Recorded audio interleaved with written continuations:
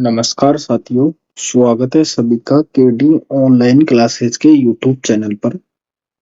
ये वीडियो चतुर्थ श्रेणी कर्मचारी के साथ साथ वाहन चालक भर्ती के लिए भी महत्वपूर्ण है।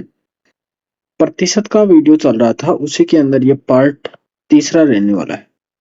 तो पिछले वीडियो के अंदर हमने बात की थी कि यदि किसी संख्या के अंदर किसी संख्या के 80% में 80 को जोड़ा जाता है तो प्राप्त परिणाम संख्या के बराबर हो जाता है, तो संख्या बताओ।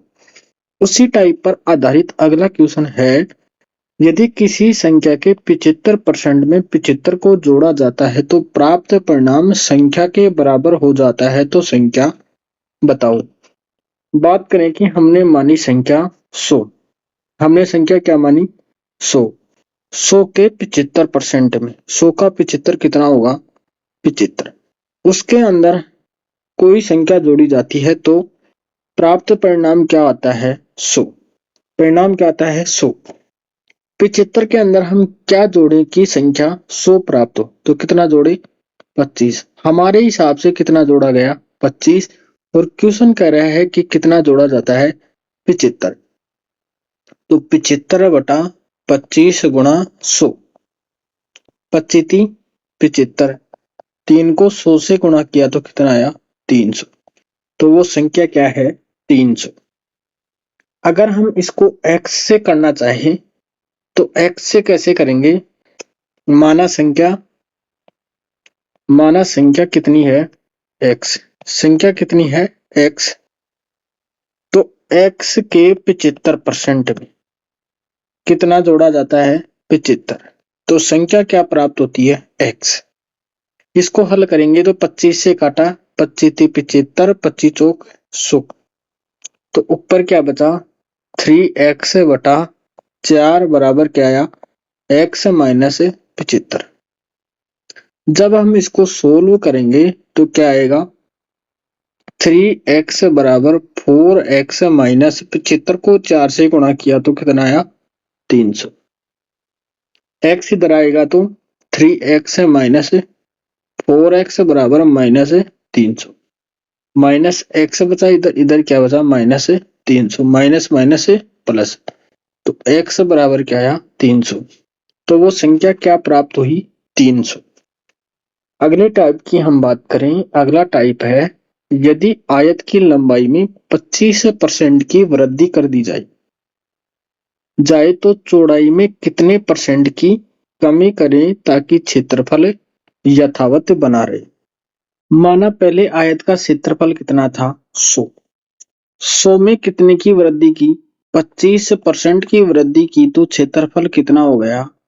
125। क्वेश्चन में कितने की वृद्धि कर रहा है?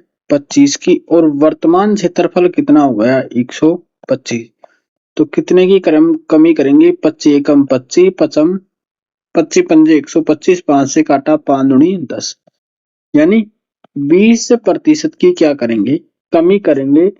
तो आयत का क्षेत्रफल क्या रहेगा? यथावत रहेगा या अपरिवर्तित रहेगा। इसी पर आधारित अगला क्वेश्चन है, यदि चावल के भाव में 10% की वृद्धि कर दी जाए तो उसके उपभोग में कितने परसेंट की कमी करें ताकि खर्च पूर्ववत बना रहे, यथावत बना रहे। 100 से कितना हो गया? 110। कितने की वृद्धि हुई? 10 की। 10 बटा 110 गुणा 100। 0 से 0, 11 का भाग दिया, 11 9 99, 1 बटा 11% की क्या करेंगे? कमी करेंगे, तो खर्च यथावत बना रहेगा। अगले टाइप की हम बात करें। अगला क्वेश्चन है, आयत की लंबाई में 20% की वृद्धि एवं चौड़ाई में 10% की कमी कर दी जाए तो उसके क्षेत्रफल पर क्या प्रभाव पड़ेगा। तो ऐसे सवालों को हल करने के लिए क्या करते हैं? 100 प्लस माइनस ए बटा 100 गुणा 100 प्लस माइनस बी बटा 100 गुणा 100। ये सूत्र काम में लेते हैं। कौन? अगर वृद्धि हो रही है तो प्लस का चिन्ह काम में लेंगे। अगर माइनस हो रहा है मतलब कमी हो रही है तो किसका चिन्ह काम में लेंगे? माइनस का। तो क्वेश्चन में सबसे पहले क्या हो रही है? वृद्धि। तो 100 में 20 जोड़ा तो 120 बटे 100 गुणा 10% की कमी हो रही तो कौन सा चिन्ह काम मिलेंगे, माइनस का। तो 90 बटा 100 गुणा 100, 100 से 100 कैंसिल, 2 जीरो से 2 जीरो कैंसिल, 12 को 9 से गुणा किया तो 12 नाम 108। 100 से कितना अधिक है ये, 100 से कितना अधिक है, 100 से कितना अधिक है, 8%। तो उसके क्षेत्रफल पर क्या प्रभाव पड़ा, 8% की वृद्धि हो जाएगी। कितने की वृद्धि होगी, 8 की।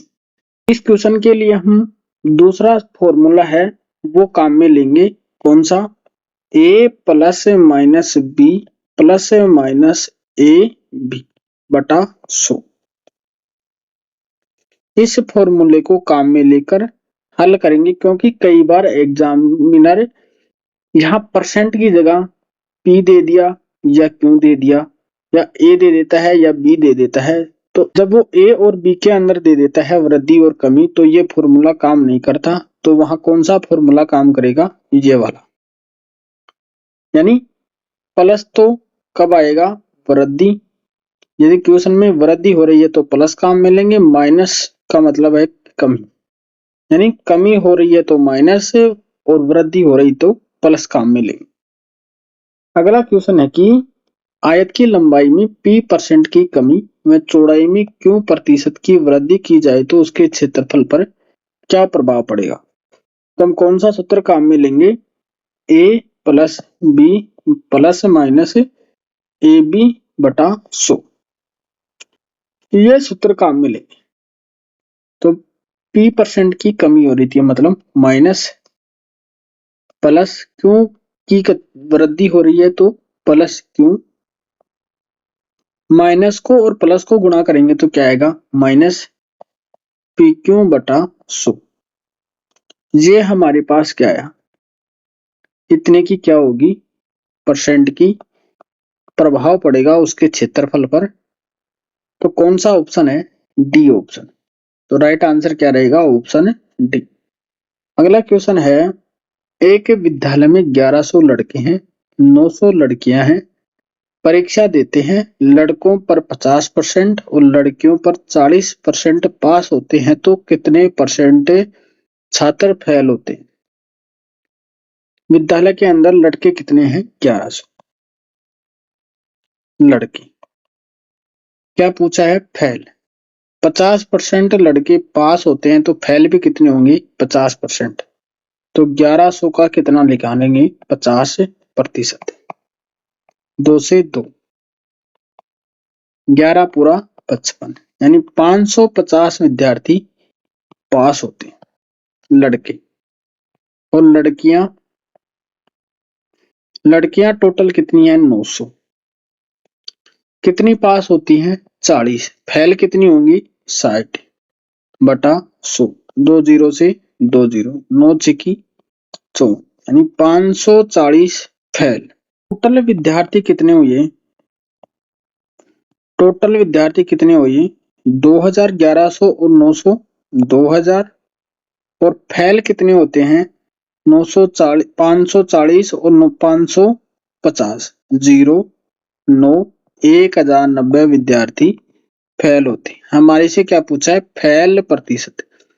तो 1090 बटा 2000 गुणा 100, 2 जीरो से 2 जीरो, 0 से 0, 2 का भाग दिया तो 2 पंजे 10, 2 चौके 8, 2 पंजे 10, यानी 54.5% विद्यार्थी क्या होते हैं, फेल होते हैं। अगला क्वेश्चन है कि एक हॉस्टल में लड़के व लड़कियों की संख्या का अनुपात 8:7 है।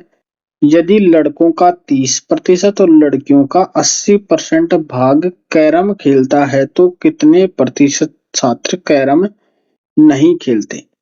नहीं खेलने वालों की संख्या पूछी है। तो माना हमने लड़के 8:7 में दे रखा है, तो 8 को हमने कितना मान लिया, 800, और लड़कियां हमने मान ली 700। आप इनको 8000 7000 भी मान सकते हो। लड़कों का 30% भाग कैरम खेलता है, नहीं खेलने वालों की संख्या कितनी है? 70%। तो 100 2 जीरो से 2 जीरो, 7 8 56, 560 विद्यार्थी लड़के कैरम नहीं खेलते, कैरम नहीं खेलते। लड़कियां कितनी नहीं खेलती? 80% भाग तो खेलते हैं, और तो 20% लड़कियां कैरम नहीं खेलती। 2 से 2 जीरो, 7 दूनी 14, कैरम नहीं खेलती। टोटल विद्यार्थी कितने हैं? 8 7 1500। कैरम नहीं खेलने वालों की संख्या 0 0 6 और 1 7, यानी 700 लड़के और लड़कियां कैरम नहीं खेलते। टोटल कितने हैं? 1500। जोड़ा बनाया 2 जीरो से 2 जीरो, 5 से काटा 5 थी 15, 5 से काटा 5 एकम 5, 5 चौक 20, 3 का भाग दिया तो 3 चौक 12, 2 बचा, 3 छिक्की 18, 2/3%। इतने विद्यार्थी कैरम नहीं खेलते। अगला क्वेश्चन है कि एक परीक्षा में 40% अंक लाना अनिवार्य है। एक विद्यार्थी 220 अंक प्राप्त करता है, फिर भी 20 अंकों से फेल हो जाता है, तो पूर्णांक बताओ। कितने प्रतिशत अंक लाना अनिवार्य है? 40%। लेकिन विद्यार्थी कितना लाता है? 220 अंक, फिर भी वो 20 अंकों से फेल हो जाता है। अगर 220 के अंदर 20 और जोड़ते हैं तो कितने अंक हो जाएंगे? 40%। तो उत्तीर्णांक कितने का है? उत्तीर्णांक 220 प्लस 20 कितना है? 240। 240 किसके बराबर है? 40% के बराबर। तो 240 बटा 40 गुणा 100, 0 से 0, 4 से काटा 4 छिका 24, तो पूर्णांक कितना आया? 600। पूर्णांक कितना आया? 600 अंक। अगले क्वेश्चन की हम बात करें। अगला क्वेश्चन है कि एक परीक्षा में उत्तीर्ण होने के लिए 33% अंक लाना अनिवार्य है। एक विद्यार्थी 25% अंक प्राप्त करता है और 40 अंकों से फेल हो जाता है, तो पूर्णांक बताओ। 33% अंक लाना है, लेकिन लेके कितना आया? वो 25%। कितने अंक कम लाया? 8% अंक कम लाया। 8% अंक किसके बराबर हैं? 40 अंकों के बराबर। तो 40 बटा 8, पूर्णांक 100 का है। 8 से काटा 8 पंजे 40, 5 को 100 से गुणा किया तो 500, तो पूर्णांक कितना है उसका? 500 का। इसी के आगे हम नेक्स्ट वीडियो के अंदर बात करेंगे। तब तक के लिए धन्यवाद दोस्तों। जय हिंद।